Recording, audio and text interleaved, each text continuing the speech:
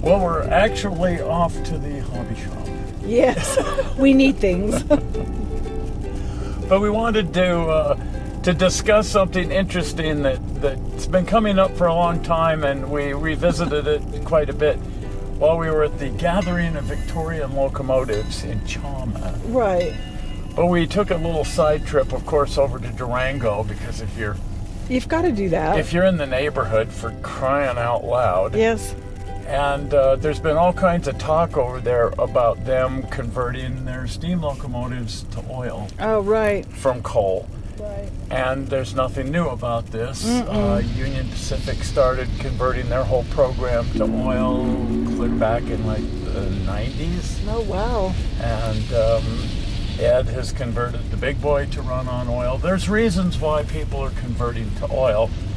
And so we want to do kind of another one of our deep dives, but into why the railroads are converting to oil Right. from coal. Right. Even a lot of the historic railroads. Right. So check this out.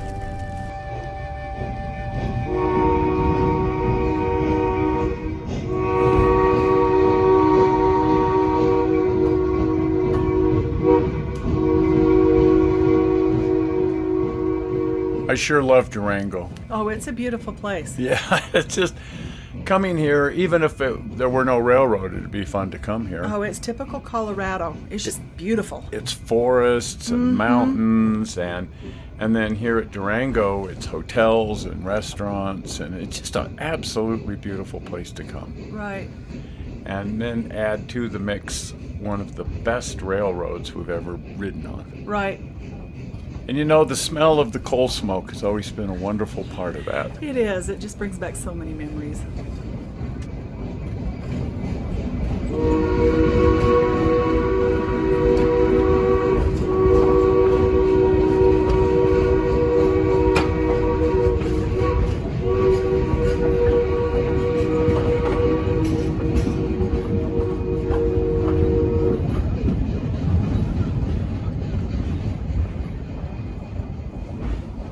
Anyway, sadly, they're getting rid of the coal.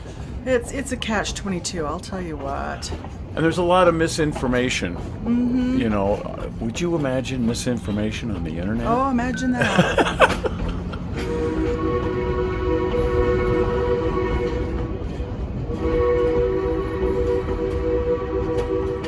So anyway, we had to go ride the Durango Silverton.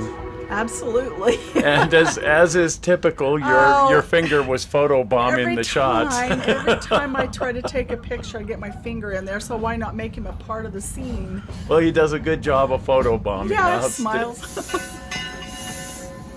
Now, what brought us to this part of the world was the gathering of Victorian locomotives. That was a fun event. Now, these two locomotives run on wood. Yes. And because they're pretty much museum pieces and they don't get run that much, it's perfectly fine to keep them on their original fuel source. Boy, you wouldn't want to change it. Not even. But the scenic railroads run every single day. Yes, they do. And so maintaining this equipment and fueling this equipment is much more of a challenge. Oh, it's a bit of a trick, and I'll tell you, once you're out on these rails, you're out there. Relaxing. Sometimes it's nice to just kick back and ride the train. That's right. So anyway, as we mentioned, they're converting all of their locomotives here on the Durango and Silverton over to run on oil. I see.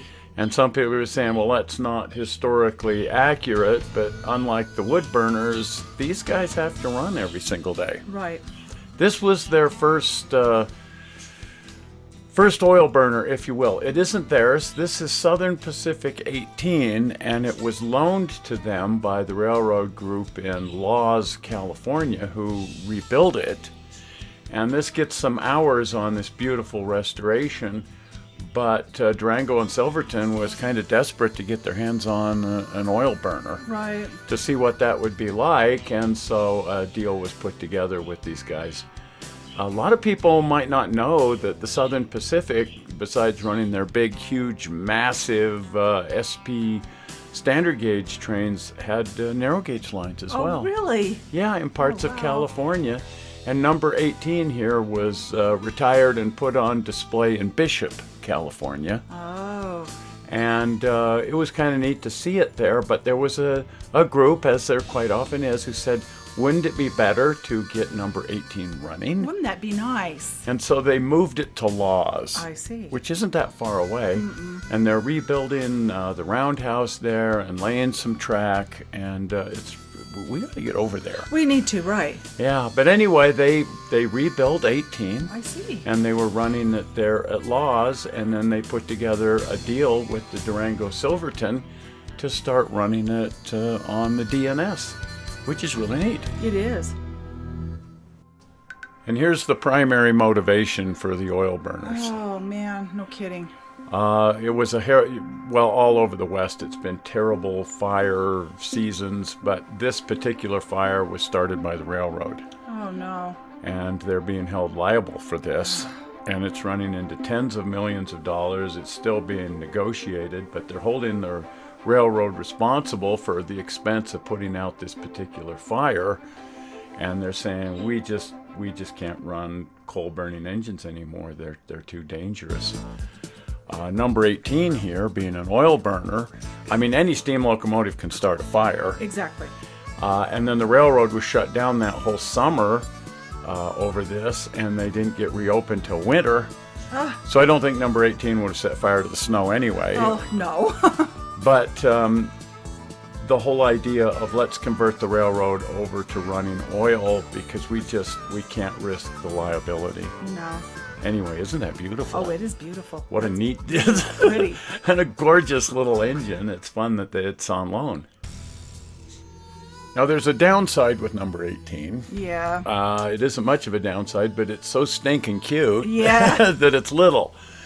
And that means that it can haul at most 2 passenger cars. Right. And it's the only locomotive, so they can't very well run this whole railroad hauling 2 cars at a time up the hill. No, not too efficient. So they're going through all their big Mikados now and Oh. converting them over to oil. And they haven't been too vocal about doing that, but it's something they've got to do because number 18 here they can't run the whole railroad on this. But it seems like that idea is working well for them, so I can see why they might consider a change in view of things. Yeah, and I think 18 was just kind of the test case. Is Right. this going to work out? And when they realized that, it works out brilliantly, not only that, it's a really fun addition to the railroad, they started converting everything over to running on oil. So here's the first thing that they converted, number 493. It's a K37 locomotive. Yes, that's a big one. That's the biggest locomotive they got. It started off life as a standard gauge. Oh. So anyway, if you're going to go big, go big. So they converted 493 here over to running on oil. And it isn't just the Durango Silverton. They've started converting engines over on the Cumbres and Toltec too. Oh, really?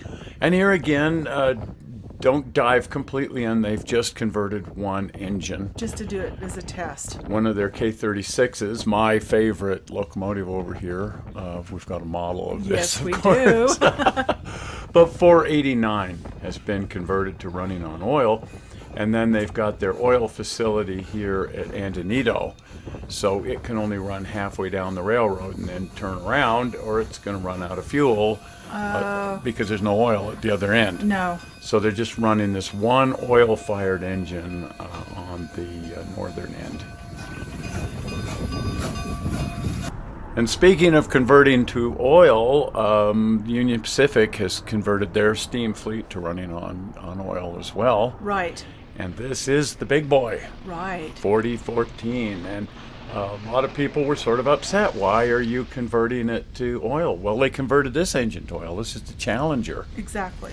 And back in the 1980s, when they were running the Challenger, living up to its name, it was challenging to get fuel into it. I can only imagine with coal. I really can. And then they brought it to the Wasatch Front and set fire to the entire Wasatch Front. Yeah. And UP said that's never going out again until it's running on oil.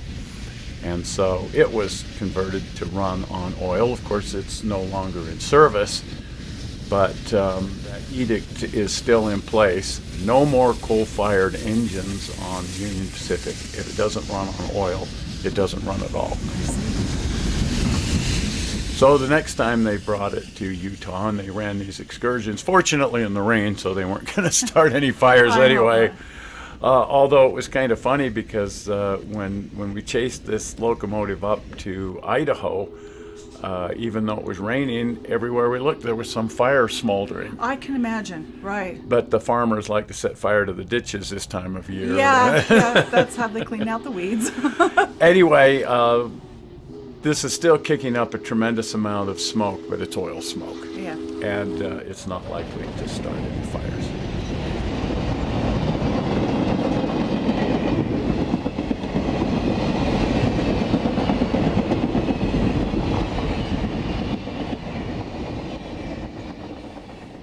So when Ed Dickens started the rebuild of 4014, the big boy, it was pretty much a given right from the outset that it was going to have to be converted to run on oil. Because when he got it, it was still a coal burner. Right, but oil makes more sense than the areas that they're taking this locomotive.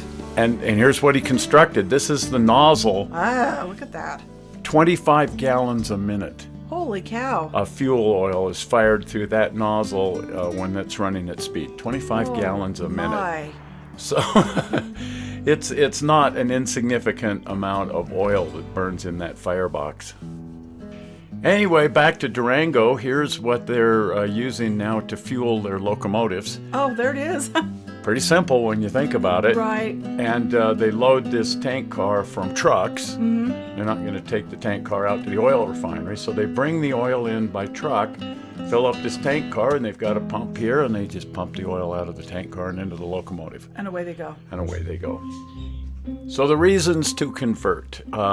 This is one of the reasons, is just simply the convenience. Right. You can't haul coal with you everywhere you go. Right, and it's so much simpler. Right. And if you're going to run a big boy, can you imagine trying to haul belly dumps full of coal to every little town Where would you put it? And then loading it with a front loader, dump it in the street, load it with Well, and then there's the ash problem afterward, where you dump the ashes. So this way they can just meet the train with a tanker truck, turn on a pump, and fill up the locomotive with fuel. So it's much, much simpler. Availability. Right. Well, for whatever reasons, and there can be a big debate, a lot of the coal mines are closing down. Right. And as they close down, you've got to transport coal over longer and longer distances to get it to your railroad. And if there isn't a mine in your area, suddenly your costs go through the roof because you've got to truck this in. Which isn't easy. And this has been a big issue at Chama. There's one coal mine left in that area, and they're concerned that if it were to close, that'd put them out of business. Oh, yeah. So this is probably the biggest reason that they're converting on the Cumbres and Toltec, is just the availability of oil and the ease of moving it relative to finding a coal mine that's still in business. Right. So oil is always going to be closer and easier to transport. Right. It just is. Now, another reason is passenger safety. Oh boy, don't we know this. How many times have we been burned by cinders? Oh, a lot. And I like riding behind when they're spewing cinders. It's kind of fun. But the last time I got quite a few in my hair, and that hurt. That hurt a lot. And we saw a lady have to be taken to the emergency room with a cinder in her eye. Right. And this is not an insignificant consideration when you're running a for-profit business, that you're putting your passengers' safety at risk. Well, especially if they're not familiar with how coal burns and what happens. Absolutely. The cinders are a significant risk to the passengers if they don't wear eye protection. And then the big one, fire danger. Right. Those cinders go out and they're hot. And if they burn humans, guess what? And the railroad's going to be liable. Right. And Durango Silverton was closed down for an entire season. And now they're facing tens of millions of dollars in damages, probably hundreds of millions. That's just sad. Plus the loss of nature, really. Yeah. So this has been the big one. So here at Durango, they've also got another plan. because there's even a risk of starting fires with the oil burning engines. And so when the fire danger is extremely high, they don't want to run any steam engines. And so they've been doing something they said they would never do, and that's they've been buying diesel engines. And one would hope they don't convert over to running diesel engines, but there you go, number 101. And they're taking passenger trains up the hill now with these diesel engines. I see. In conjunction with the steam engines, but there's going to be days when they won't be running steam at all. Right. Just diesel. Now, diesel engines can start fires as well. Right. I've seen just a regular car start a fire when there's a fire danger. So they're putting a lot of fire suppression. Right. To keep the ashes and whatever inside there, so it's not spewing any flammable material, any flaming material at all. They're kind of interesting looking. Right. It's a beautiful paint job that they've come up with. It sort of breaks my heart to see it. Right. But and I've never been that much of a fan of diesels, but dang, that's a good looking locomotive. It looks nice. And when you're riding a train, I'm interested in the vista and the sounds of the train anyway. So, just to ride the train.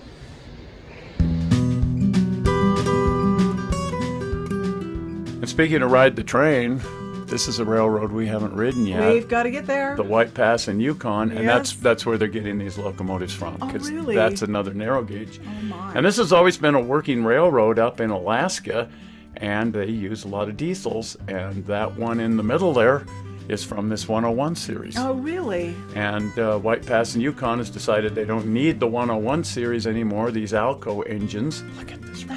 That's scary. What? Holy chamole! But I'd really like to get up and ride this. I digress. We need to figure out how to get there first. Well, it's most people go in by ship, and that's how they had to get these locomotives out, is by sea, because there's really not any other way to get in here. There's the railroad and there's the seaport, and it's not an insignificant cost. No. Nevada Northern just moved. They're moving another diesel right now, but it's well over $100,000 to move one of these things. Yes, and what a sight to see one of those on the road. Yeah, you don't expect to see a train No. coming down the highway this way, but Freight train on a dirt road. I'm not sure how many they've bought over here, but it's at least half a dozen Oh, or so. really? Wow. Now here's the locomotive they're currently converting, 482. And it gave us a chance to sort of see how the conversion works when they convert one of these things over to oil. One of the things you've got to do is build this gigantic oil bunker to go into the tender. Right. And then it just drops into the coal bin. You design it in such a way that it's just a drop-in fit, and it slides right down into the coal bin. And I wouldn't be any, though, aware of it if I didn't know what I was looking at. Not really. No. Not really. Now, wandering the locomotive shop here on the Durango and Silverton is not something you can do like you can do over on the Cumbres and Toltec. You have to pay some money and get somebody to take you around for Yes, safety reasons. For safety reasons. Yes. There's still plenty of coal just laying around. Now, one of the things they're doing with Locomotive 482 is a complete rebuild. It looks like it. So, by federal regulations, all of these steam locomotives have to be completely inspected and rebuilt. A certain number of hours of service comes up about every 6 years. I see. And so it's like, well, while we're converting to oil, let's just do that rebuild. They might as well. It's all apart anyway. It's all apart anyway. So 482 here is undergoing that complete boiler inspection and rebuild as it's also being converted to run on oil. Well, that's a good thing, though. And this is I think this is the fourth engine they've done. Wow. Of the big Mikados. Oh, I see. Wow. Yeah. But still. I'm not sure how many Mikados they've got here, but they've pretty much got, at least half of the fleet now converted over to running on oil. And 482 here will be ready in no time. Right. And it'll be nice to have them running a full schedule again. Yes, I like coming in here when they're apart though because I get to see how the whole thing works. When Isn't people that are neat? talking about the firebox and the heater tubes and all of this. I get to see what they're talking about. And this is the superheater. Yes. And, you know, when I first heard superheater, I thought, what is it, like a button? No, it's a bunch of pipe. But these pipes go inside the boiler here, and they go through the larger steam flues, and that superheats the steam so that it doesn't condense back into water in the cylinders. Wow. It's just a clever system. It's just neat to see that.